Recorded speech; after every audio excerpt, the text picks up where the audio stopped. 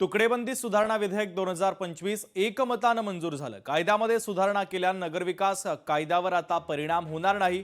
तुकडेबंदी जमिनीच्या अंतर्गत खरेदी केलेल्यांची नावं सातबाऱ्यावर असावीत हाच उद्देश आहे, अशी माहिती राज्याचे महसूल मंत्री बावनकुळे यांनी दिलेली आहे। एकंदरीत राज्याच्या 60 लाख परिवारांना या तुकडेबंदी कायद्याच्या या सुधारणेमुळे फायदा होणार आहे। मी याचे शासन निर्णय जारी झालेले आहेत, अध्यादेशालाही राज्यपाल महोदयांनी मान्यता दिली आहे।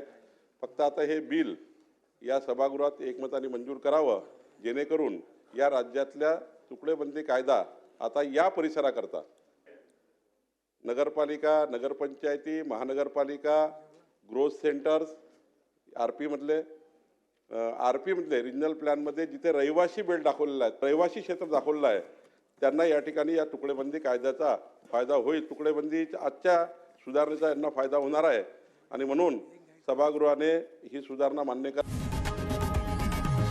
लोकशाही मराठी ऐका, पहा, जागरूक रहा।